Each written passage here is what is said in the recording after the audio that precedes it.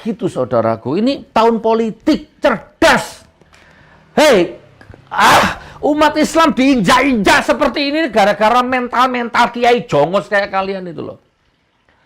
Didatangi menteri, didatangi pejabat, nunduk-nunduk. Nggak ngerti rakyatnya susah. Nggak ngerti umat Islam dijarah. Gara-gara londo ireng kayak kalian ini loh. Sepurane aku lek ngene iki wis gak iso nahan. Heran aku. Allah. Dan bagi Anda yang sudah subscribe channel ini, kami ucapkan terima kasih. Jazakumullah khairan katsir. Semoga diberikan keberkahan yang berlimpah. Amin.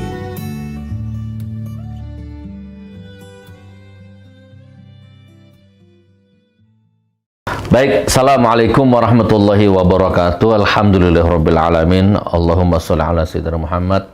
Allahumma shalli ala sayyidina Muhammad. Allahumma shalli ala sayyidina Muhammad.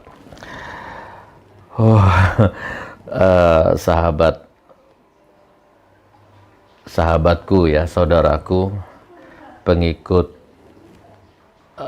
channel Gus Nur 13 Official yang dimuliakan Allah.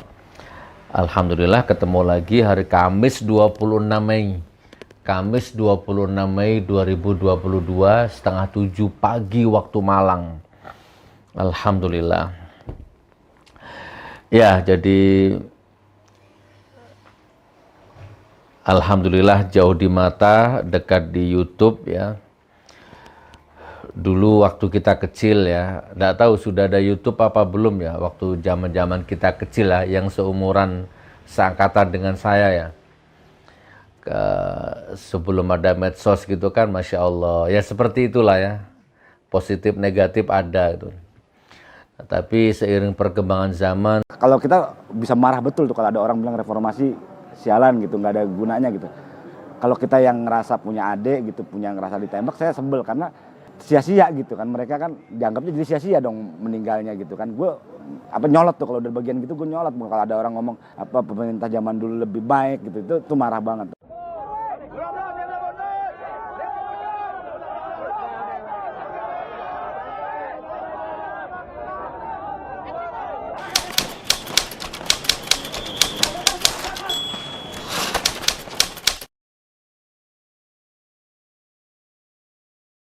Oke, nama saya John Muhammad, saya eksponen 98. Pada saat itu saya menjabat, terutama pada tanggal 12 Mei, saya menjabat sebagai aksi 12 Mei, menjabat sebagai koordinator lapangan aksi. Di tahun itu juga saya menjadi ketua himpunan jurusan arsitektur dan anggota Senat Mahasiswa Universitas Sakti untuk bidang sosial, pengabdian masyarakat. Indonesia banyak orang pintar tapi tidak ada yang benar. Jadi itu yang Bapak tuntut. Oh iya, makanya saya selalu bilang sama anak-anak yang sering ke rumah, anak-anak mahasiswa, kalau skripsi selalu ke rumah. Kalian mahasiswa harus jadi pengusaha. Kenapa pengusaha?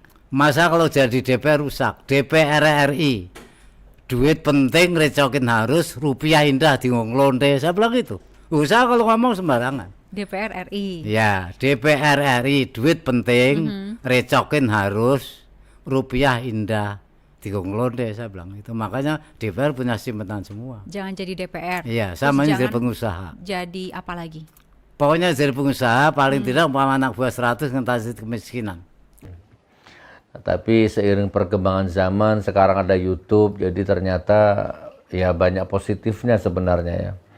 Bisa menjadi sarana silaturahim, sarana dakwah, sarana mendoakan, sarana bertukar energi, gelombang elektromagnetika batin.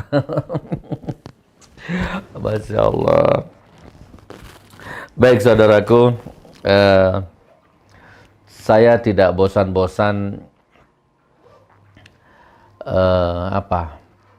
kalau mau saya ngajak diriku sendiri dan ngajak keluargaku. Kalau jenengan mau, monggo. Menjadi orang merdeka, menjadi orang bebas ya, menjadi orang yang tidak terjajah tidak terjajah harga diri, tidak terjarah kehormatan, berdaulat gitu kan. Nah, sesuai dengan makom kita.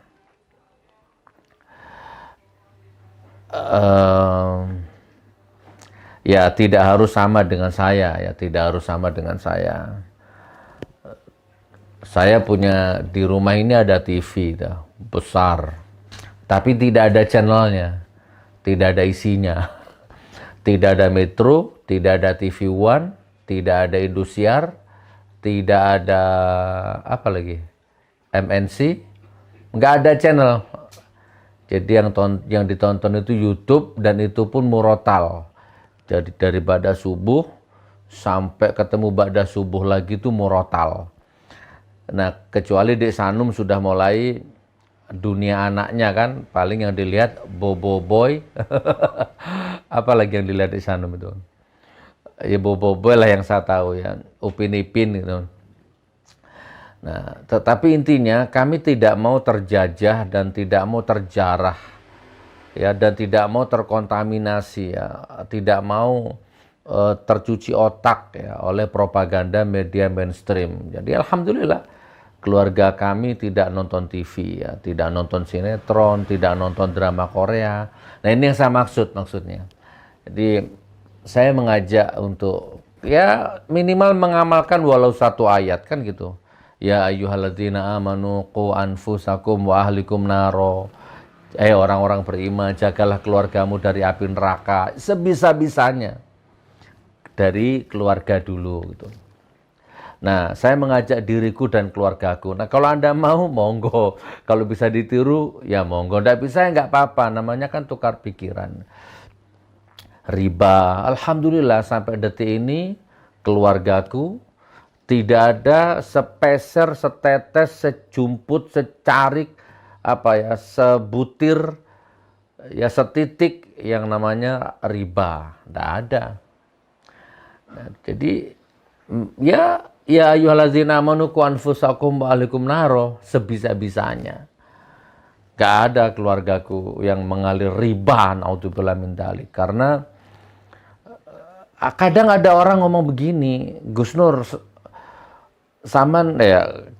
contohnya ya, saya misalkan hindari riba. Mana Gus, zaman sekarang kalau nggak riba ya nggak kerja, zaman sekarang kalau nggak riba yang nggak makan, zaman sekarang kalau nggak riba ya nggak punya duit, nggak punya modal gitu kan. A'udzubillah min dzalik, astagfirullahaladzim. Bukan saya berarti meremehkan masalah hidupnya Anda, bukan, tapi mengerikan kalau Anda punya prinsip seperti ini. Zaman sekarang nggak riba, nggak kerja. Zaman sekarang ada riba, tidak makan. Allahu Akbar. Secara tidak langsung Anda double dosanya. Dosa riba itu sendiri yang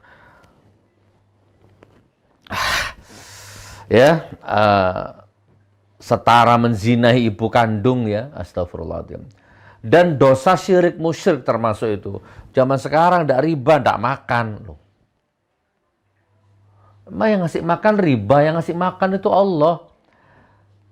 Itu sudah menyekutukan Allah itu. Zaman sekarang tidak riba, tidak kerja, tidak punya modal. Ya Allah, ngeri. Merinding.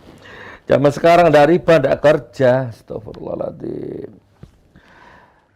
Ya, jadi makarnya itu berani gitu kepada Allah itu. Padahal riba itu ya aplikasi kafir-kafir harbi, Yahudi yang memang sengaja merusak imanmu. Dan anehnya ini, yang ngomong begitu itu rata-rata hancur hidupnya, hancur ekonominya, hancur kesehatannya, jasmani rohani hancur, ekonomi hancur, yang ngomong gitu tuh. Iya, sambil nangis, banyak lah. Kita ambil contoh sambil nangis. Gus Nur, saya sudah nggak kuat. Saya nggak kuat pokoknya ini gimana ini. Kan curhatnya tuh SPP anak Gus Nur sudah belum nggak bayar berapa bulan. Diusir dari rumah kontrakan Gus Nur, bla bla bla bla bla bla. Terus gimana? Ya solusinya gimana? Gimana Gus Nur? Saya terjebak riba. Loh, masih main riba? Enggak Gus, gimana? Lah sampean kan sudah lama kenal saya. Enggak, terus gimana? Zaman sekarang kalau nggak riba nggak makan lah. Padahal walaupun makan riba pun hidupnya susah, hancur. Oke, saudaraku ya, ini mukadimah ya. Jadi saya bikin konten ini saya pertanggungjawabkan ya. Nah, minimal untuk keluarga ya. Kan ditonton keluarga, mana yang nyuting anak sendiri, yang edit anak sendiri, yang nonton istri juga. Ya, maka harus bertanggung jawab. Mulut ini yang diomongkan di YouTube ini harus sama dengan kenyataan. Nggak makan riba, nggak makan riba. Utamakan orang lain, ya memang kita utamakan orang lain. Kan gitu. Nah, ini aku mengajak ke diriku sendiri minimal ya. Nah kalau Anda mau, monggo, jauhi riba, jauhi klenik, jauhi syirik, jauhi musyrik, jauhi dukun. Terserah. Kan saya sudah ngomong, ya. Kan saya hanya menyampaikan, Anda ikut, ya enggak ya enggak apa-apa. Semua 90%, nah coba, 95%. Bahkan 99,9. Berarti 0, sekian persen yang asli maksudnya ya. 99,9% semua konten klenik, konten dukun, konten sakti, konten tenaga dalam yang di YouTube itu bohong, itu palsu, itu settingan, itu cari duit. Murni, bahkan menipu. Nah, ini kalau jenengan mau pakai, nggak mau ya nggak apa-apa. Sudah sering kita sampaikan. Saya ngomong gini tuh karena saya dulu berada di situ. Jadi saya kenal dunia itu. Gitu loh. Nah sekarang saya hijrah, taubat. Makanya tak sampaikan. Hindari itu. Apapun konten syirik, sihir, santet, apa itu di YouTube itu orang kerja cari duit. Konsepnya ustadz, konsepnya kiai, konsepnya dukun, konsepnya memerangi kebatilan. Padahal intinya itu dagangan, cari duit, intinya itu dagang. Dagang kepalsuan, dagang kamuflase, bahkan dagangan sholawat bahkan. Ini kalau Anda mau, pakai, nggak mau nggak apa-apa. Gitu, okay? Nah termasuk dalam hal politik. Dalam hal politik, kalau saya sudah praktekkan, hei kiai, hei ustadz, hei pengasuh pesantren, hei orang kaya, kiai kaya, pengasuh pesantren kaya, ya yang sudah punya banyak santri, banyak rumah, banyak istri. Berdaulatlah, jangan mau didatangi pejabat yang bunglon pesantrenmu itu, kan? Jangan mau disogok pejabat yang bunglon, ya. Kalau kampanye belusukan ke pesantren pakai peci, pakai sorban, ninggali amplop. Ya kan, santrinya kamu suruh nyium dia, padahal dia tuh penjahat, munafik, penipu, koruptor dia tuh. Bahkan dia non-muslim. Nah, itu. Jadi berdaulat, karena itu nanti dipertanggungjawabkan. Jangan kamu malah mengenyangkan perutmu, mengenyangkan syahwatmu, supaya dapat bantuan, supaya dapat cair dari menteri, dari pejabat. Ya kan? Kamu korbankan umat, kamu korbankan santri. Hanya demi 10 sak semen, hanya demi 1 truk batu, hanya demi pesantren tampak megah. Padahal itu yang duit pejabat, nggak ngerti duit dari mana, pejabatnya korup. Nah, kalau mau diajak seperti ini, dan ini bukan teori, aku juga sudah berusaha mengamalkan. Dulu pesantren di Palu pernah didatangi. Bapak-bapak polisi dari Mabes Polri pernah, coba dilihat di Munjiat Channel dulu kan. Pernah. Rombongan dari Mabes Polri Jakarta datang ke Palu ditemani oleh bapak-bapak Polda Palu. Silaturahim baik-baik. Cipiki, makan malam. Ayo Gus, kita jaga Palu kondusif. Iya, bismillah, bla bla bla bla. Pulangnya ngasih amplop. Ada saya posting dulu kan di Munjiat. Maaf Pak, ya Allah. Kalau sampean itu misalkan dari hamba Allah gitu, walaupun 1000 saya terima Pak. Lah ini sampean ini dari instansi ya, sekarang zaman-zaman politik, zaman fitnah. Saya nggak bisa terima, walaupun 1 triliun saya nggak bisa terima. Kembalikan sama istri. Saya sudah mempraktekkan, bukan nggak butuh duit. Pesantren saya itu 25 juta per bulan. Gaji ustadznya, makan santrinya. Itu kan gratis. Anaknya orang kaya gratis, nggak terima duit, nggak laku uangmu di sini. Anaknya orang miskin apalagi. Gratis, ya. Jadi ada donatur, saya lihat dari mana donatur ini. Kalau dari pejabat, dari menteri, tidak. No way. Bahkan orang tuanya kalau dia pegawai negeri, kita tolak uangnya. Ada Pemda, ada polisi, ada tentara, ada anggota dewan, ada itu anaknya yang mondok di pesantren. Kita tolak. Sudah Pak, itu ada tulisan gratis. Nah, apalagi ini zaman politik, saudaraku. Kalau sudah mendekati pemilu gini nih, kita ini pesantren didatangi, pecian, sorbanan, ngadrun semua. Nanti begitu terpilih, didolimi, dihancurkan syariat kita, dihina-dinakan kita ini, masa nggak kapok-kapok? Sudah, ya sudah teman. Ini kalau mau, ya kan, dari saya sudah berusaha mempraktekkan. Nah mudah-mudahan ya, jadi setiap konten dipertanggungjawabkan. Seperti ini contoh ya, ini Puan Maharani berulah lagi. Dulu ada orang interupsi ya, dimatikan mic-nya. Padahal yang diinterupsikan itu sangat fundamental penyakit bangsa ini. Sekarang terulang lagi. Saya belum mengikuti beritanya, tapi kurang lebihnya ada anggota waktu rapat, ada anggota dewan yang interupsi atau ngomong masalah LGBT. Belum selesai ngomong, dimatikan mic-nya. Lah orang seperti ini kalau belusukan ke pesantrenmu ngasih duit, tolak. Kalau dia nyalon jadi presiden, tolak. Jangan diterima. Apalagi cuma kaos, beras, Allahu Akbar. Itu dihisap besok di hadapan Allah. Hei Kiai, Gus, Ustadz, pengasuh pesantren. Baik yang kaya, apalagi yang kere. Udah kiri harta, kiri mental lagi. Naudzubillah min dzalik. Datang ajudannya, datang telepon, Gus, saya ibu mau sowan ke sana, bapak mau sowan ke sana. Maaf, saya ini zaman politik, tahun politik. Demi kebaikan sampean, demi kebaikan saya nggak usah. Kita udah usah ketemu. Kita selalu mendoakan sajalah, mudah-mudahan Anda sehat, saya sehat. Udah nggak usah ketemu. Nanti kalau saya kan gitu. Gus, Bapak mau sowan bikin acara, nanti ini ada 100 juta, 200 juta. Sewa terop, sound system, semua nanti ditanggung sama Bapak, sama Ibu. Wah, jijik.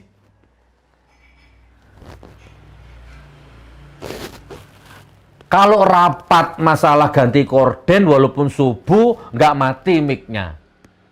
Kalau rapat masalah kepentingan partainya, kepentingan politiknya, kepentingan perutnya, sampai subuh, nggak mati mic. Tapi kalau sudah menyangkut rakyat, perasaan rakyat, nasib rakyat, ya kan, keselamatan rakyat, mati mic-nya, diputus. Nggak sopan, nggak punya etika, melanggar estetika, digaji pakai uang rakyat, fasilitas rakyat, mobil yang dipakai, gelang yang dipakai, cincin yang dipakai, baju yang dipakai, ya kan?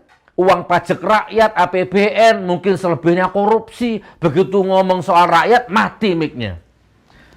Ini kalau belusuan ke pesantrenmu, diterima, duitnya diterima. Apa mboknya ancuk ah? Coba. Menimbang kejadian-kejadian tersebut, untuk menanggulangi persoalan perzinaan dan penyimpangan seksual menjadi sangat penting untuk mengesahkan revisi KUHP yang di dalamnya mengatur tentang rumusan tindak pidana kesusilaan secara lengkap, integral, dan komprehensif meliputi perbuatan yang mengandung kekerasan seksual.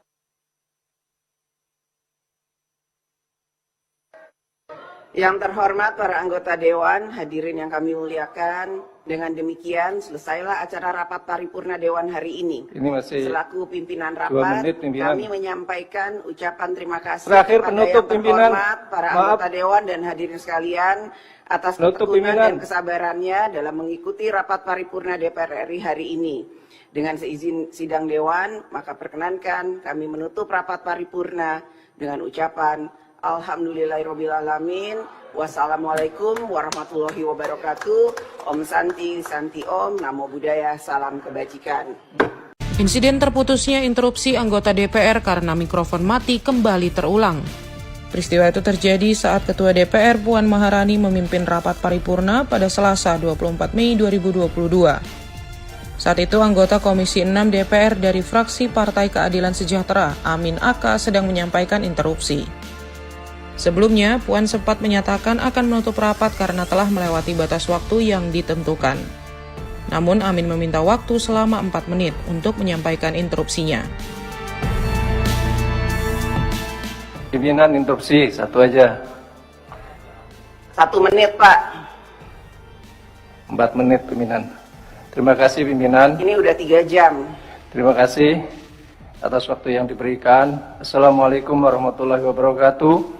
Menjadi sangat penting untuk mengesahkan revisi KUHP yang di dalamnya mengatur tentang rumusan tindak pidana kesusilaan secara lengkap, integral, dan komprehensif meliputi perbuatan yang mengandung kekerasan seksual.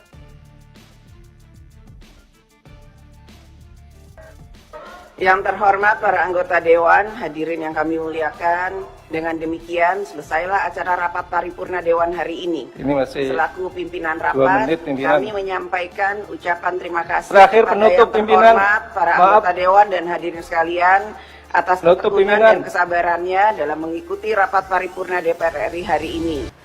Gilo. Kemarin saya ada tamu. Mohon maaf Pak Kiai ya, saya kan nggak apa-apa, kita demokrasi Pak Kiai ya. Pak Kiai, bukan berarti saya merendahkan jenengan. Kita baik. Kemarin ada tamu di sini, Kiai dari Madura. Ya kan? Ngundang Hari Tanung, minta ambulan. Dapat ambulan 2. Ya kan? Ya katanya ambulannya untuk orang, bukan untuk dia. Kan bermanfaat sampai sekarang ya. Kemarin ngobrol di sini, bersahabat. Ya, mohon maaf Kiai. Kalau jenengan tahu sebenarnya sisi manfaatnya dari sisi mudorotnya mungkin jauh lebih mudorot.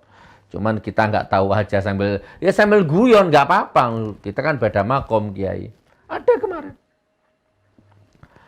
Sama ketika Anda belanja di supermarket apa itu Mart itu mereknya nggak ngerti saya kan. Yang catnya hijau sama oranye apa itu. Kan ada itu supermarket apa itu Maret gitu, ada tulisannya Maret gitu itu. Karena pernah nggak kalau Anda bayar di kasir, Pak yang 100 buat donasi ya, Pak yang 200 buat donasi ya, kasirnya ngomong gitu. Pernah nggak?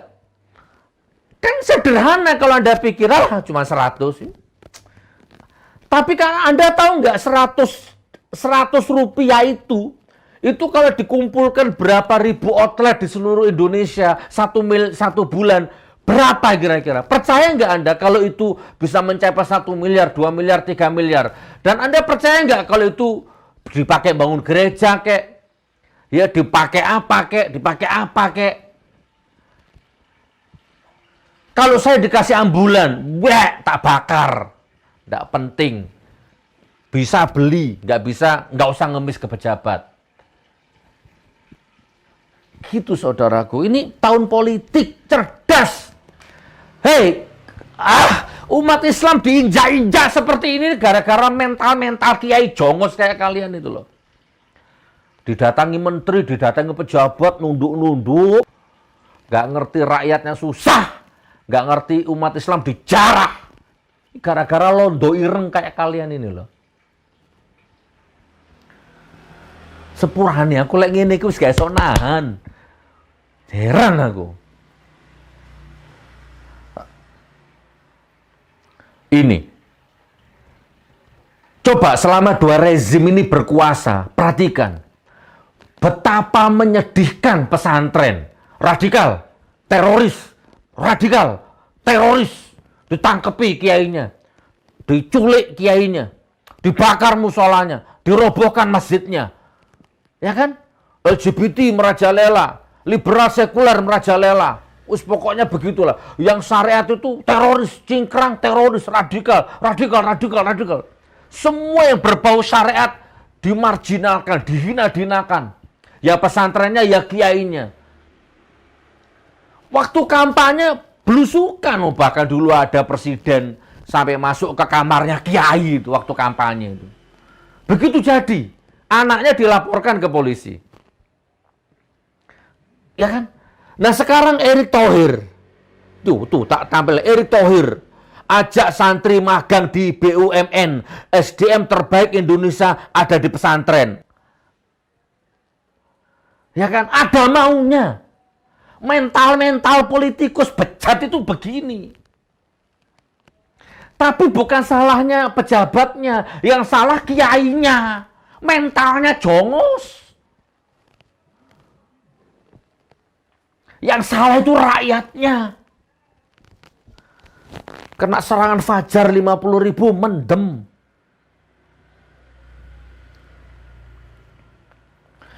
BNPT endus 198 pesantren terafiliasi kelompok teroris. CNN, Indonesia Badan Nasional Penanggulangan Teroris mencatat 198 pesantren terafiliasi teroris, bla bla bla bla, teroris dulu. Nah sekarang karena mau nyalon, karena mau menjabat, SDM terbaik itu kaum santri dari pesantren.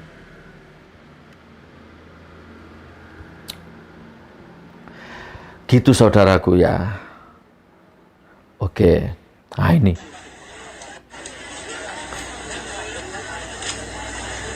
Ini ada, enggak tahu, saya nggak kenal, cuman katanya sih wali kota. Saya nggak tahu wali kota mana ini.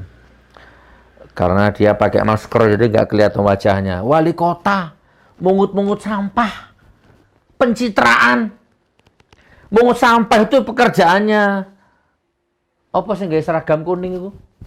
PU atau apa? Itu bukan kerjaan wali kota mungut-mungut sampah.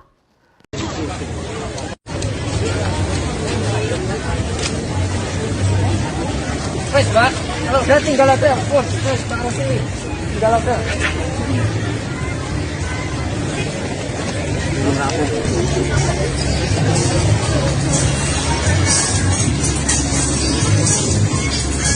Udah, Mbak.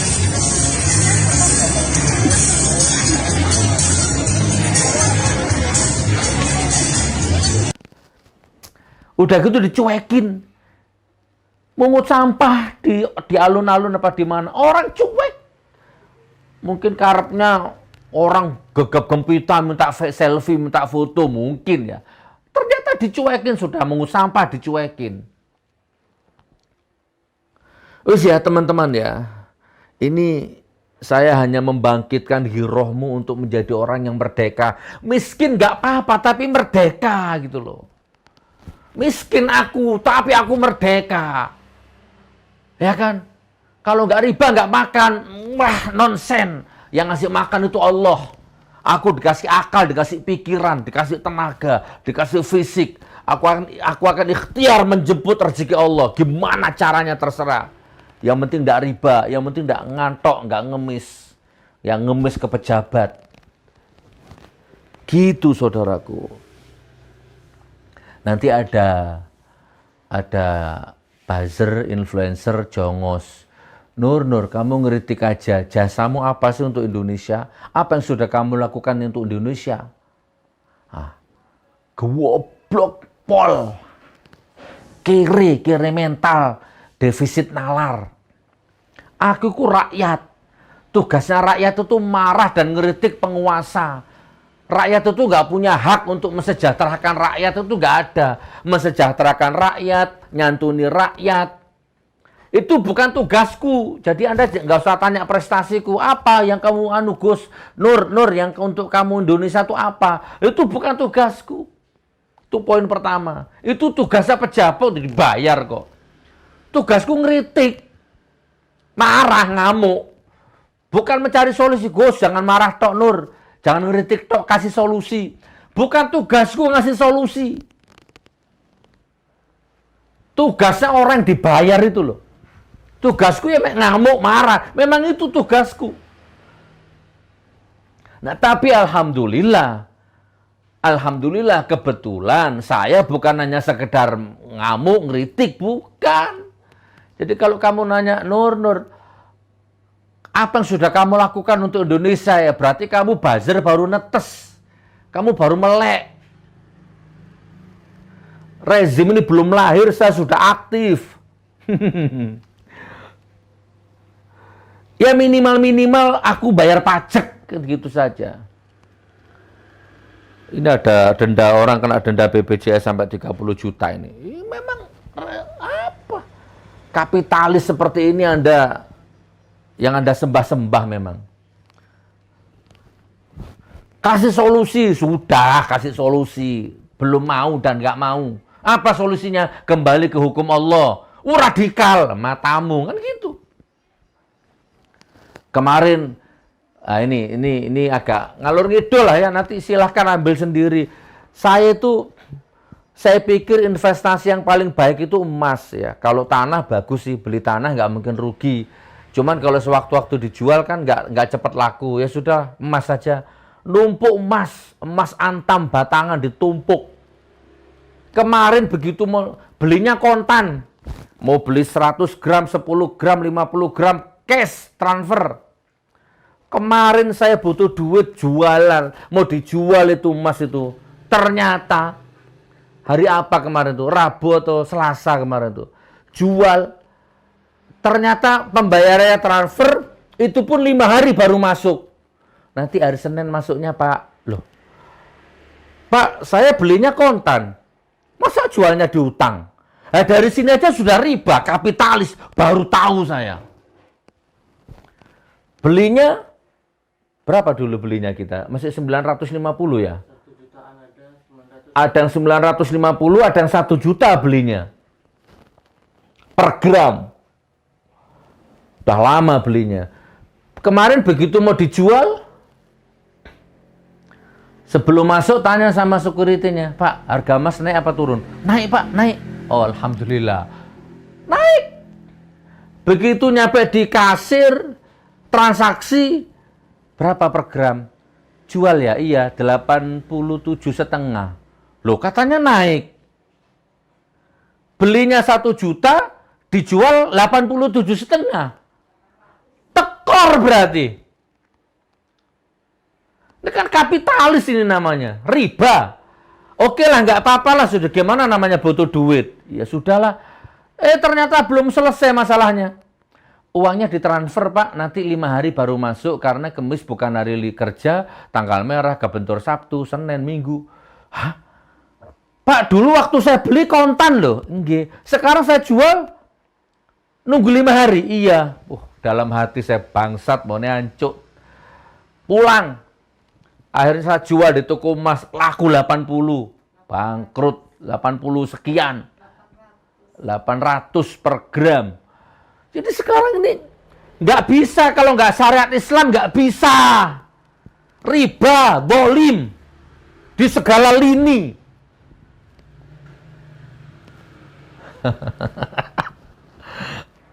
BPJS sampai denda 30 juta. Coba zaman Khalid Umar bin Abdul Aziz. Oke, saya nggak usah bahas yang itu ya. Ayolah saudaraku, ini sebentar lagi ini kampanye. Mohon maaf ya, saya kiai, ustadz, mohon maaf. Nggak usah tersinggung lah. Kalau zaman merasa 29 menit. Wah, cepet rek ya, Kak kroso rek ya. Jadi, apa Gus? Nur, kamu itu ngomel aja. Apa yang sudah kamu lakukan? Saya punya usaha kafe. Sebentar lagi di launching. Nih. Ya lumayan, paling tidak ada 10 orang yang kerja loh. Kan buka lapangan pekerjaan. Nih dalam bulan-bulan ini launching. Kamu jangan nanya, apa Nur yang kamu usahakan? Lah kamu apa? Ya, mana? Oh ya, mana? Tak tunjukkan. Madu ya. Saya punya usaha cuci mobil. Ada 4 orang karyawan. Lah, berarti kan ada lapangan pekerjaan. Loh itu jangan diremehkan. Wah, aku bukan menteri, aku bukan presiden. Loh, kalau aku presidennya ya tak jamin. Lebih baik aku lapar daripada rakyatku yang lapar. Kalau aku presidennya. Jadi kamu jangan nuntut apa? Nur, apa sih?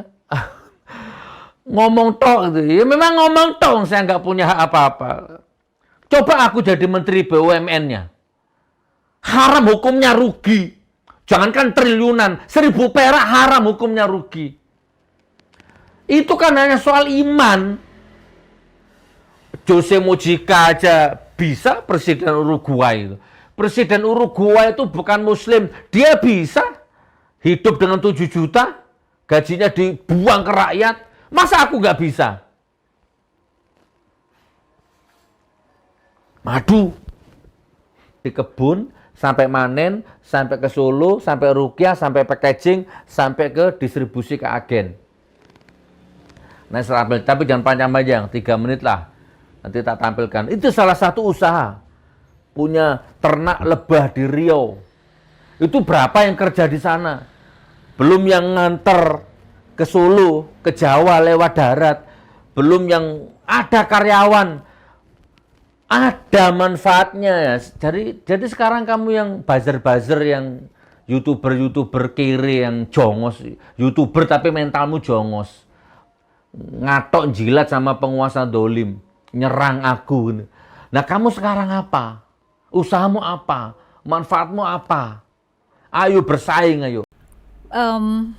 Beberapa kali mungkin ada dari pihak pemerintah atau dari badan apalah atau kontras lah atau apa gitu menyampaikan sesuatu penjelasan kepada pihak keluarga korban. Apa yang disampaikan Pak De oleh mereka? Kontras itu yang jelas takut sama saya. Saya pernah marah di kontras. Jadi Kamis datang kasih libur. Rapat ke puncak. Ya. Kedua kali libur lagi kasih rapat ke puncak nggak ditelepon. Saya bantu HP Samsung demi Allah. Dimas sekarang masih ada, namanya Dimas. Bantu berat. Saya kalau kan rapat di kontras bisa, kenapa harus ke puncak? Karena orang klender butuh makan tuh. Dikasih duit 2 juta biar pada dagang kue, sebulan bayar 50.000 atau 100.000. Oh dikit-dikit rapat ke puncak, paling tidak habis 30 juta, 40 juta. Jawabannya apa? Rapat ke puncak itu apa? Nggak berani jawab. Oke. Ya itu penjelasan yang disampaikan oleh pihak-pihak berwajib gitu ke keluarga apa Pak De? PHP atau harapan-harapan pihak atau pemerintah tuh nyamperin kita gini-gini tidak. Bahkan waktu Bu Arif ikut masuk terus saya nggak ikut ke istana tuh, bahkan Muldoko kan Bu Arif ngomong gini. Nah, terus Muldoko nyautin kata beliau, presiden tidak usah diancem-ancem. Saya orangnya gampang marah, kalau udah marah udah. Jadi emang saya orangnya kaku selama anak saya dibunuh. Jadi umpama saya ngatain si A diancuk kan itu belum marah. Saya kalau marah diem, ditanya nggak mau saya. Saya orangnya keras selama anak saya dibunuh. Oke. Jangan macam-macam ya, saya tembak kamu. Dia ngomong sambil nengok ke belakang saya. Wah, udahlah, saya nggak mau macam-macam. Kokangnya itu dia udah pegang, tapi larasnya ke belakang saya. Kan kalau kena di belakang saya kan ada kaki saya, atau dia mantul di jalanan kan bisa aja. Udah saya langsung geser tuh dari tentara yang bilang. Akhirnya terus pecah itu. Sabun perokan, kasih gas air mata kan, gas air mata dikejar sampai masuk ke dalam kampus, sampai masuk kelas-kelas, dihajar. Selain itu, Edi Hasbi, fotojurnalis senior harian Kompas menyebut, saat itu ada 2 hingga 3 panser diterjunkan oleh aparat. Mengetahui hal itu, masyarakat memberanikan diri mengadang meski tanpa membawa senjata. Mahasiswa mencoba bertahan, namun saat itu terjadilah penembakan membabi buta oleh aparat. Tembakan demi tembakan dilayangkan ke arah mahasiswa maupun masyarakat. Waktu itu Atmajaya itu paling dekat. Jadi basis semua mahasiswa pada kumpul di situ karena memang dekat ya di Semanggi dan ke gedung DPR.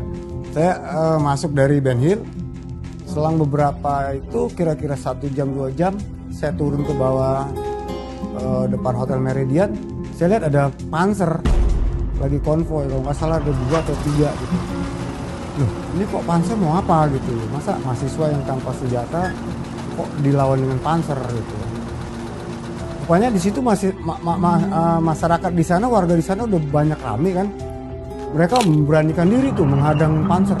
Saya sempat lari ke belakang panser karena saya lihat kalau ini kejadian nabrak, saya bisa kena kalau di depan, saya mundur ke belakang. Tapi masyarakat ternyata berani maju terus gitu. Saya pikir siapa yang menggerakkan keberanian mereka gitu kan. Ada beberapa pemuda kok malah berani menghadang, ada yang mulai mau tiduran tadi di situ. Akhirnya saya memberanikan diri mundur. Jadi saya di belakang masa.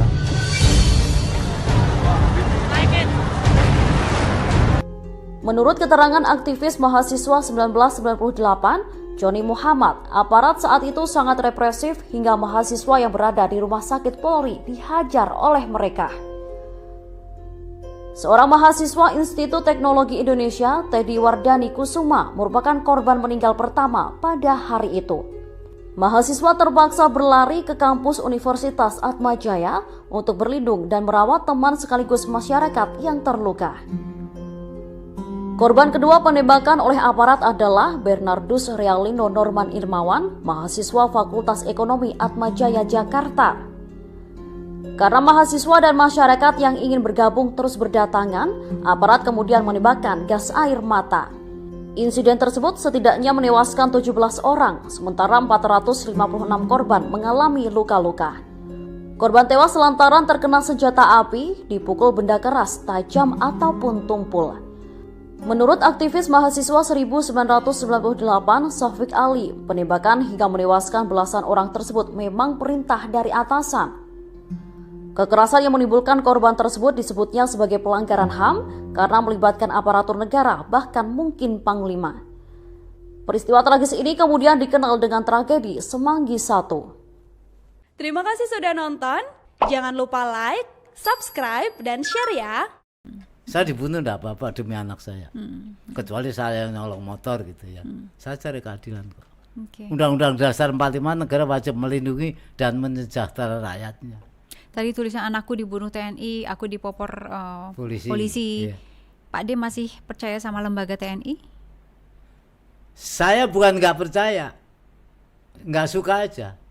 Tentara nasional itu jaga negara, bukan suruh membunuh rakyatnya. Kan dia digaji dari uang rakyat, dari pajak rakyat. Kok yang bayar pajak dibunuh? Ini salah dong dia.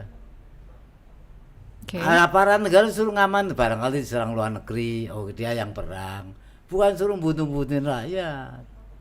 Bukan suruh minta-minta uang jatah ini enggak. Polisi juga nggak bersyukur. Gajian dapat, sepatu dapat, topi dikasih, rumah dinas dikasih, masih minta duit di jalan. Oh, itulah Indonesia tuh. Nggak pada bersyukur sama Allah. Saya terserah, keluarin semua aja biar marah sama saya. Saya dibunuh siap mati kok. Jadi saya terus terang kecewa sama negara saya. Kecewa benar-benar negara. Saya bangga punya Presiden Soekarno. Saya lahir tahun 50, jadi sempat tahu beliau gitu loh. Tek enak gitu. Makanya sampai saya cerita kalau Soekarno itu soto kaya, Karno itu kuping kasarnya, kalau Karno itu halus. Berarti dengerin rakyatnya, makanya ada perguruan tinggi gratis. Ikut UMPTN. Nah sekarang kuliah kan bayar. Otonomi kampus Pak Harto. Kalau dulu gratis kuliah, dikasih makan di kampus, ada asrama, gitu loh. Jadi ya terserah. Saya dianggap belain Soekarno ya monggo. Cuma saya salut sama almarhum Soekarno. Pak D, ini kan korban-korban tragedi 98 tuh ada kayak semacam komunitasnya atau grup apa gitu. Pak D ikut di situ? Iya. Suara mereka sama, kecewa dengan negara ini, semua sama. Iya, makanya sekarang begini, kan di sekarang bid'ah, sekarang haram. Nah, sekarang orang rata-rata Betawi kan nyoblosnya kan Prabowo. Prabowo itu kan nyulik mahasiswa 13 sampai sekarang nggak pulang. Lah kok nyoblosnya pada dipilih. Itulah, jadi harusnya mereka itu pada mikir ke situ. Kalau anaknya diculik sampai sekarang nggak tahu makamnya, boleh enggak? Oke, ini kan Pak D ini kan urusannya kecewa sama negara ini, berusaha mencari keadilan sudah hampir 24 tahun.